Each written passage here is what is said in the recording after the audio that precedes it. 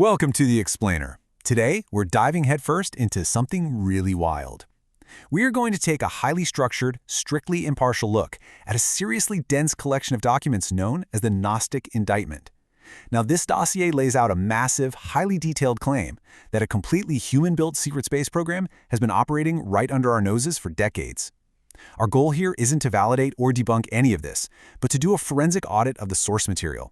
We want to understand exactly how this alleged architecture of secrecy is actually built. And it all starts with this core, paradigm-shifting question.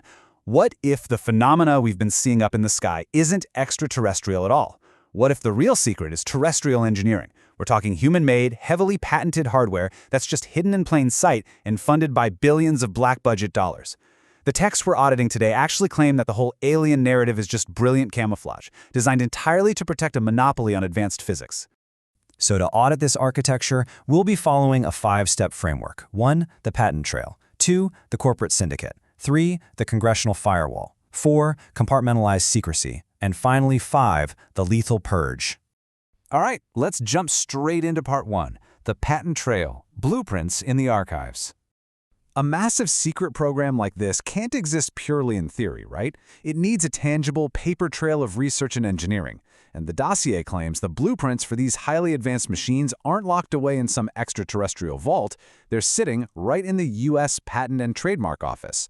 The documents point to specific declassified filings. For example, U.S. Patent 10,144,532b2. This was filed by Dr. Salvatore Pais for the U.S. Navy, and it outlines an inertial mass reduction device. That is the exact physics required to pull off impossible maneuvers without sonic booms, exactly like those famous tic-tac encounters. Then you have patents tied to DARPA and Duke University for radar-cloaking metamaterials, and even older patents for barium tight-knit capacitors, allegedly used in 1980s alien reproduction vehicles. The source insists these are not science fiction. They are operational schematics.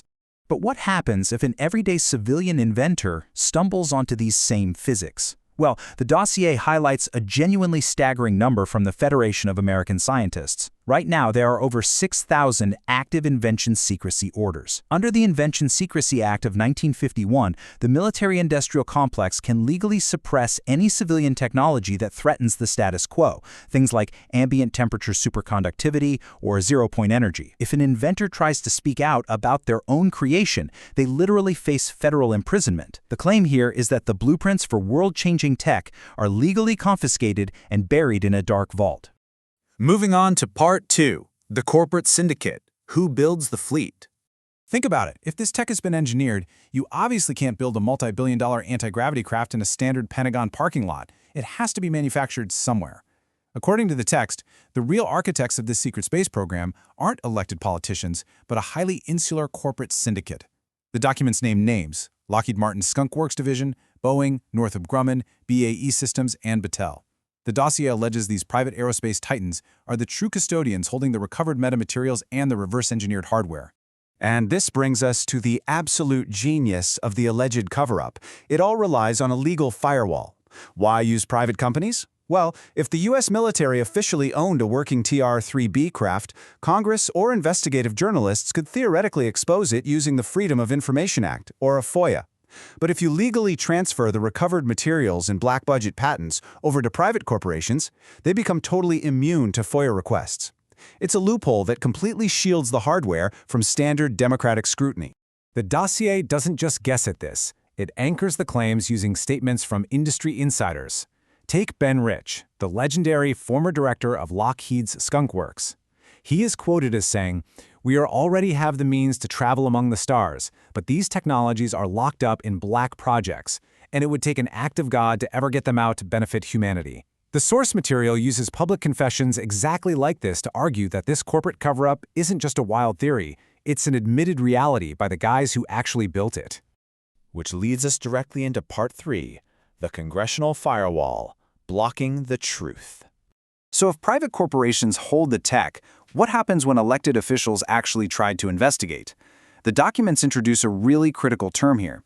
In late 2024, whistleblowers reportedly leaked the existence of a deeply buried, unacknowledged special access program, a USAP. Its codename? Immaculate Constellation. According to the text, this isn't a spaceship itself, it's the central nervous system for the whole cover-up. It's alleged to be the master database where the deep state locks away all the high-quality multispectral sensor data of these advanced crafts. And this brilliantly illustrates the bureaucratic shell game going on behind the scenes. The dossier points out that public-facing investigation offices, like the Pentagon's AARO, operate under Title 10 military authority. But Immaculate Constellation, that operates under Title 50 covert intelligence authority. Because of this firewall, when AARO testifies to Congress that they have no high-quality data, they are technically telling a bureaucratic truth. The data has been intercepted and locked behind a Title 50 door that public investigators are literally forbidden from opening. All right, on to Part 4.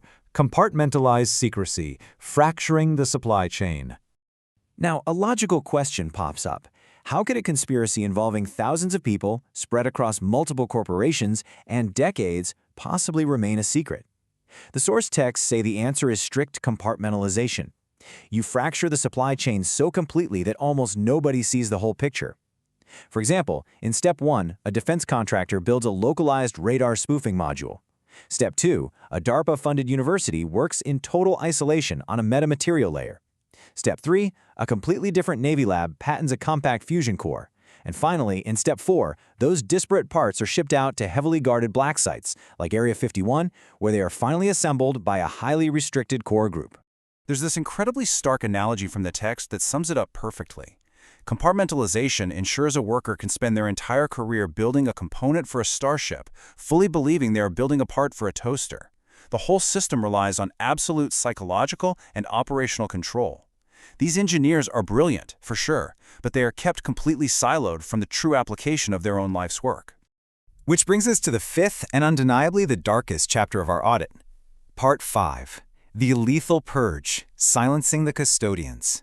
What happens to the few insiders who do figure it out, the ones who try to bring that knowledge to the public or to Congress? The dossier outlines a highly coordinated, lethal consequence for anyone threatening this architecture. The documents detail a recent wave of over a dozen alleged whistleblower deaths. But look at the profile of these individuals. They aren't famous public figures. They are the mid-level custodians. We're talking Lockheed Martin materials scientists, Raytheon sensor operators, Department of Energy reactor technicians, and naval intelligence officers. These are the actual boots-on-the-ground engineers holding the keys to the data, the people who can physically prove the existence of the patents and the hardware. And the source material draws a pretty chilling timeline to back this up. In 2023, the UAP Disclosure Act proposed using eminent domain to seize corporate-held technology. Then, in 2024, the Immaculate Constellation database was leaked to Congress, basically handing them a map to the data. Immediately coinciding with those legal breaches, between 2023 and 2026, there is an alleged unprecedented spike in the deaths of these key scientists. The text argues this isn't a coincidence, it's the reaction of a panicked cartel cleaning up its mess. The dossier actually uses a single, very deliberate phrase to describe this ruthless protocol. The system severs the node to protect the network. According to the text, the moment that legal firewall was threatened by new whistleblower protections, the corporate syndicate initiated an automated cleanup response. It's essentially a protocol programmed to delete human liabilities, all to ensure their multi-trillion-dollar monopoly stays intact. Which leaves us with one final, deeply provocative thought to close out this explainer.